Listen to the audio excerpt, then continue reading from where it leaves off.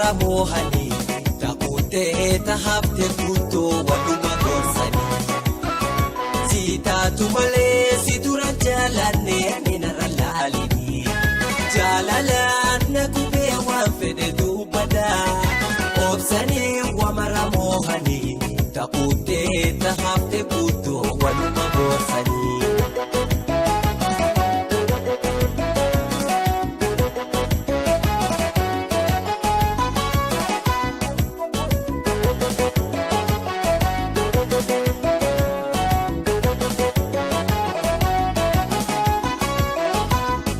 Jaalatan beeka malee hamma jaalataman waan nama beeksisu waan injee ibsuuf jaalala madaalee ammaan si jaallu malee hamma na jaalatu walaa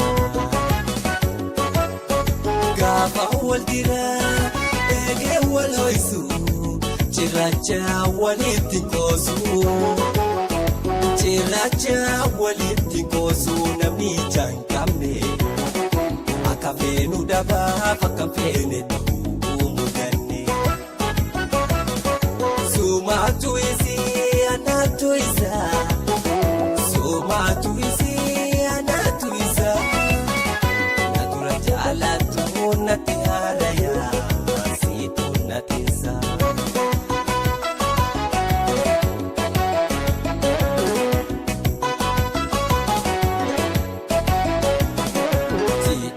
Malee si dura jaalannee meenarra laalinii jaalalaan na gubee waan fedhe duubadaa obsanii wamara mohanii taakutee tahaabte guutuu waluma gorsanii siitaatu malee si dura jaalannee meenarra laalinii jaalalaan na gubee waan fedhe duubadaa obsanii wamara mohanii taakutee tahaabte guutuu waluma gorsanii.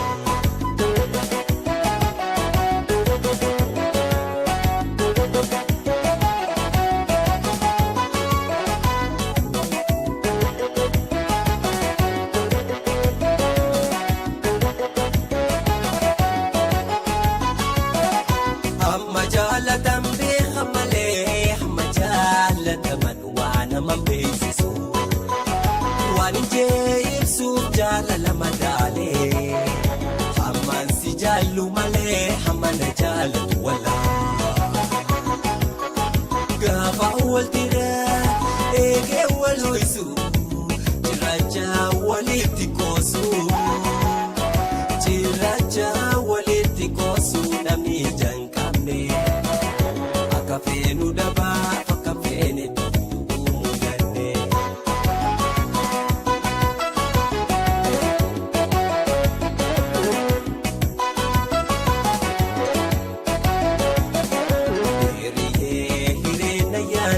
Akan goote taana baadhiin isni lakkaawwataa tana jidduu dirqama raawwataa ajajaa olii kanamee jaalalaan rakamee sitiin ajamee tanaaf na soosamee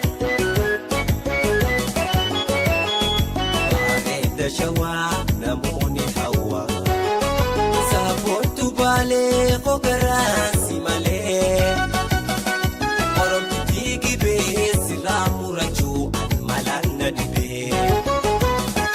Bareeda jimaa hotumee dhugaan sidimaa kootuu naqamtee si jecha qalbii cinqamtee wal fudhannee mata walaabu eeggansi jaallee anis waasi dhabu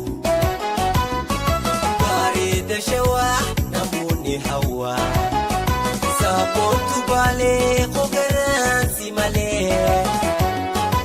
Oromtitti gibee sirraa murachuudhaan malaan na dhibee bareeda jimaa ani immoo dhugaan sittimaa kootuu naqamtee si jecha qalbiin cinqamtee wal fudhannee madda walaabu ergaan si jaallee anis waasi.